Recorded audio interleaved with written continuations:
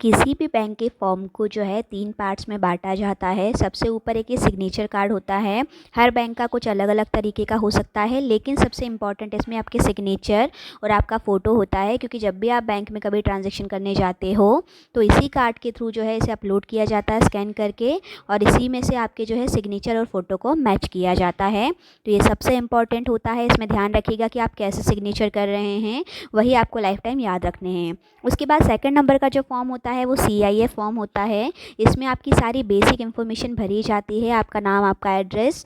ये जो CIF होती है ये बैंक में हमेशा एक ही बार क्रिएट होती है। आप अकाउंट कितने भी क्रिएट कर सकते हो, बट CIF इम्पॉर्टेंट होती है, एक ही होती है। इसके बाद जो होता है आपका फिर अकाउंट ओपनिंग फॉर्म आता है। जैसे आप सेविंग खुला रहे हैं, RD खुला रहे हैं, FD खुला रहे हैं, जिस भी टाइप का फॉर्म खुलाते हैं वो ये आपका होता है। इसमें आपको उसकी डिटेल अपनी भरनी होती है। तो चलिए आइए फॉर्म कैसे भरना है स्टार्ट करते हैं। सबसे पहले हमें ये कार्ड अपना भरना होगा। इसमें सबसे ऊपर आप अपना नाम डाल देंगे अकाउंट होल्डर का। तो ऊपर आइए हम इसमें अपना नाम भर लेते हैं।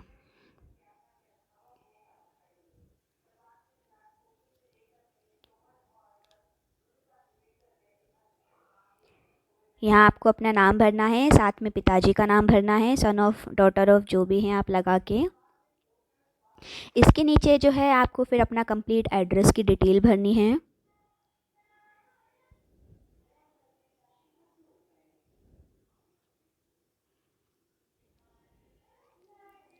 एड्रेस की डिटेल भरने के बाद नीचे आपको फिर एक ऑप्शन यहाँ पे दिखेगा, नेम ऑफ ऑपरेटर।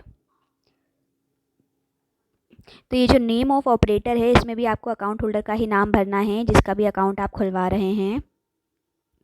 बस इतनी इन्फॉर्मेशन कार्ड में मेन होती है। इसके अलावा आपको कुछ भी एक्स्ट्रा भरने की ज़रूरत नहीं है।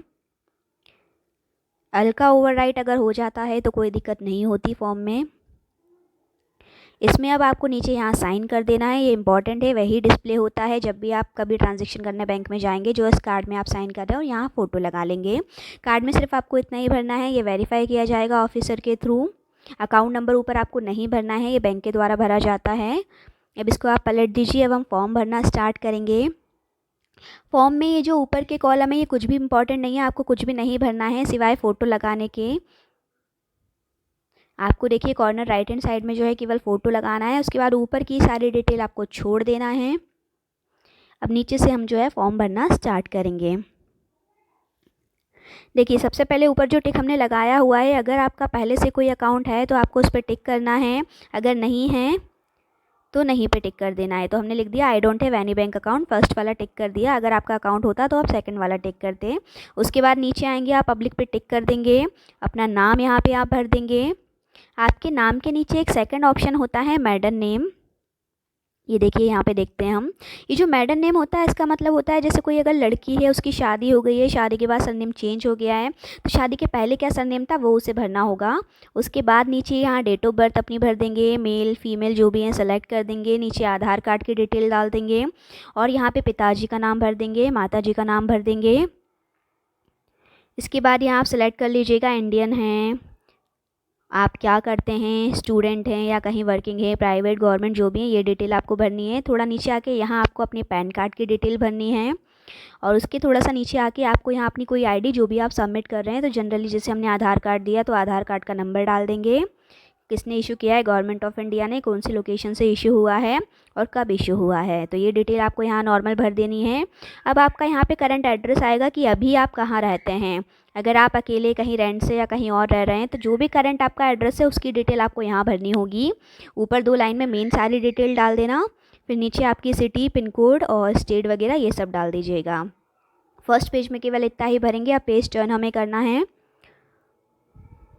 पेज टर्न करने के बाद आप ये यहाँ देखिए अगेन यहाँ पे एड्रेस का कॉलम है। तो ये जो एड्रेस का कॉलम है एक्चुअली जैसे करंट और परमानेंट की हम बात कर रहे थे, अगर करंट और परमानेंट आपका सेम है तो आप यहाँ टिक कर देंगे सेम इज़ अबव। लेकिन अगर अलग अलग हैं तो फिर आपको यहाँ अपना परमानेंट एड्रेस जो है भर देना है। ये ऊपर पूरा मेन डिटेल डाल देंगे, फिर सिटी, स्टेट और पिन कोड ये सब आपको भरनी है। इसके बाद का जो नीचे कॉलम है मोबाइल मतलब कॉन्टैक्ट डिटेल वाला, ये सबसे इंपॉर्टेंट है। यहाँ आप अपना mobile number, alternate mobile number जो है वो डाल देंगे। फर्स्ट 3 कॉलम छोड़ना है, फोर्थ से स्टार्ट करना है, और मेल आईडी अपनी डाल देना है। इसके बाद नीचे यहाँ पे आपकी ऑक्यूपेशन आएगी, आप कहाँ काम करते हैं, आपकी पहले ईयरली कितनी इनकम होती है वो आप डाल देंगे।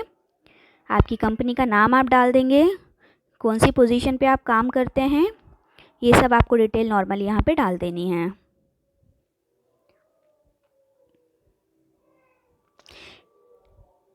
इसके बाद आप यहाँ भी ये टिक जो है क्रॉस कर दीजिएगा। फिर आप ये नीचे आइएगा, यहाँ क्रॉस नहीं करना है जहाँ अभी मैंने रखा हुआ है हाथ, ये मैंने टिक किया हुआ है कि आपको नहीं भरना है, इसीलिए ये डिटेल आपको पूरी खाली छोड़ देनी है। ये बैंक की तरफ से भरी जाती है, आपको कुछ भी नहीं भरना है, यहाँ भी कुछ नहीं भरना है, क्योंकि इंडिया के बाहर कोई एड्रेस है तो लिखते हैं, अदरवाइज़ नहीं लिखना है। अब हम यहाँ आ जाएंगे थर्ड पेज पे, तो यहाँ देखिए फॉर्म 60। अगर आप पैन कार्ड बैंक में सबमिट नहीं कर रहे हैं तब आपको फिर ये डिटेल भरनी है। अगर पैन कार्ड दिया है तो भरने की ज़रूरत नहीं है, यहाँ केवल आपको अपना नाम डाल देना है और साइन कर देना है, कोई भी खास डिटेल नहीं भरनी है। इसके बाद ये जो नीचे का सारा है इसको पूरा का पूरा आप खाली छोड़ दीजिएगा, कुछ भी आपको नहीं भरना है। पेज पलट के हम देखेंगे, यहाँ टर्म्स व कंडीशन लिखी है, आप पढ़ना चाहें तो पढ़ लीजिए, अदरवाइज़ कोई दिक्कत नहीं है। यहाँ आप लास्ट में साइन कर दीजिएगा। CI फॉर्म कंप्लीट हो गया है। अब हम अकाउंट ओपनिंग फॉर्म देखेंगे। इसमें जो है आपको ऊपर की तरफ कुछ नहीं भरना है, ये पूरा खाली छोड़ देना है, ये पार्ट 2 है। अब यहाँ पे देखिए, आप सेविंग अकाउंट खुला रहे हैं या करेंट या जो भी अकाउंट का टाइप सेलेक्ट कर लेंगे। नीचे आप कितने पैसों से शुरुआत कर रहे हैं वो लिख देंगे।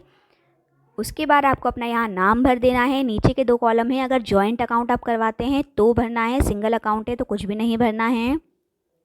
इसके बाद अगर किसी माइनर का खाता खोला जा रहा है तब जो 4th लाइन है वहाँ पे आपको जो माइनर के पिताजी या माताजी जो भी अकाउंट ऑपरेट करेगा उसका जो है नाम आएगा। माइनर अकाउंट है तो, अगर नहीं है तो बिल्कुल नहीं आएगा, और अगर माइनर अकाउंट है तो ही यहाँ साइन करना है, वरना नहीं करना है। उसके बाद आप ये थोड़ा सा नीचे आ जाइएगा। देखिए अब ये जो इन्फॉर्मेशन है ये सबसे काम की है, क्योंकि आपको क्या क्या सर्विसेज बैंक से चाहिए वो सारी आपको टिक करनी होगी।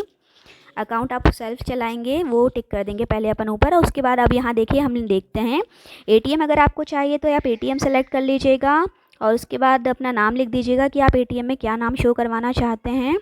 जॉइंट अकाउंट है तो तीनों कॉलम भरेंगे, दोनों तीनों, और अगर सिंगल है तो एक ही नाम आएगा। उसके बाद यहाँ पे आपका SMS अलर्ट आपको चाहिए, मोबाइल बैंकिंग आपको चाहिए, इंटरनेट बैंकिंग आपको चाहिए, जो जो चाहिए सारा टिक कर दीजिएगा। चेकबुक की ज़रूरत है, टिक कर दीजिएगा। नॉमिनी आप चाहते हैं पासबुक में प्रिंट हो, टिक कर दीजिएगा। जो जो सर्विसेज चाहिए सारी आप यस कर दीजिए, जो नहीं चाहिए नो कर दीजिए। उसके बाद नीचे यहाँ आके आप अपना आधार नंबर डाल देंगे, SMS सुविधा के लिए आप यस कर देंगे, और नीचे आके आप साइन कर देंगे। ये काम की चीज़ें हैं, जो जो सर्विसेज चाहिए आप टिक कर दीजिएगा। इसके बाद आप यहाँ पेज टर्न करेंगे। अगेन यहाँ 3 कॉलम हैं। अगर आपका जॉइंट अकाउंट है तो ज़्यादा नाम आएंगे, मतलब फर्स्ट में पहले का, दूसरे में सेकंड होल्डर का। लेकिन अगर सिंगल अकाउंट है तो केवल नाम आपका लिख दीजिए, साइन कर दीजिए और एक फ़ोटो लगा दीजिएगा। उसके बाद बाकी ये चीज़ें खाली छोड़ के फिर नीचे आइए। अब नॉमिनेशन की बारी है, सबसे इंपॉर्टेंट है। आप किसी भी बैंक का फॉर्म भरिए, एक आपकी जानकारी और एक नॉमिनेशन सबसे इंपॉर्टेंट होता है। तो यहाँ आप अपना नाम लिखेंगे क्योंकि आप नॉमिनेशन कर रहे हैं। उसके बाद सेविंग अकाउंट है आपका, अकाउंट नंबर आप यहाँ लिख दीजिएगा। फिर आपने किसको नॉमिनेट किया है, सपोज़ आपके पिताजी हैं तो वो लिखेंगे, और रिलेशन भी लिखेंगे, उनकी उम्र लिखेंगे, और नीचे आप एड्रेस लिख देंगे। अगर मदर होती है तो मदर लिखेंगे, सिस्टर है तो सिस्टर, ब्रदर है तो ब्रदर, जो भी है उसका रिलेशन लिखेंगे, फिर नीचे साइन कर देंगे। देखिए यहाँ आपको जो है डेट ऑफ बर्थ तब भरना ज़रूरी है अगर आपने नॉमिनेशन किसी माइनर का किया है तो। उस केस में फिर एक अपॉइंटी भी लगता है। अगर आप किसी माइनर को नॉमिनेट करते हैं तो फिर आपको यहाँ पे जो है एक अपॉइंटी का नाम लिखना पड़ता है कि वो उसके साथ रहे, क्योंकि माइनर को कुछ नहीं पता होता। ये माइनर के केस में आपको करना, और अगर माइनर नहीं है तो फिर ये डिटेल आपको भरने की ज़रूरत बिल्कुल नहीं है। यहाँ नीचे 2 विटनेस के कॉलम है, ये हमें तब भरना है जब नॉमिनेट करने वाला अंगूठा लगाता हो, मतलब थंब इम्प्रेशन लगाता हो, साइन ना करता हो। लेकिन अगर साइन करता है तो ज़रूरत नहीं है। फिर हम यहाँ इस पेज पे आ जाएंगे। यहाँ आपको केवल साइन करना है और बाकी खाली छोड़ देना है, कुछ भी आपको नहीं भरना है। अभी लास्ट पेज पे आ जाएंगे। यहाँ कुछ भी काम का नहीं है आपका, खाली छोड़ देना है आपको पूरी डिटेल। तो देखिए हमने सीखा कि सेंट्रल बैंक का फॉर्म कैसे भरा जाता है। बहुत ही आसान है, कुछ भी मुश्किल इसमें नहीं है। अगर हल्का ओवरराइट हो जाता है, कोई दिक्कत हो जाती है तो कुछ दिक्कत नहीं है, आप काट के उसे आगे लिख सकते हैं। फ़ोटो आपको 3 लगाना है, कार्ड पे, CIF पे और एक अकाउंट ओपनिंग फॉर्म पे। तो आई होप आपको अच्छे से क्लियर हो गया होगा। इसी तरह के वीडियोस लेके मैं इस चैनल पे आपके लिए आते रहती हूँ बैंकिंग को आसान बनाने के लिए। तो चैनल को अगर सब्सक्राइब नहीं किया है तो सब्सक्राइब कर लीजिएगा। Thank you for watching my video.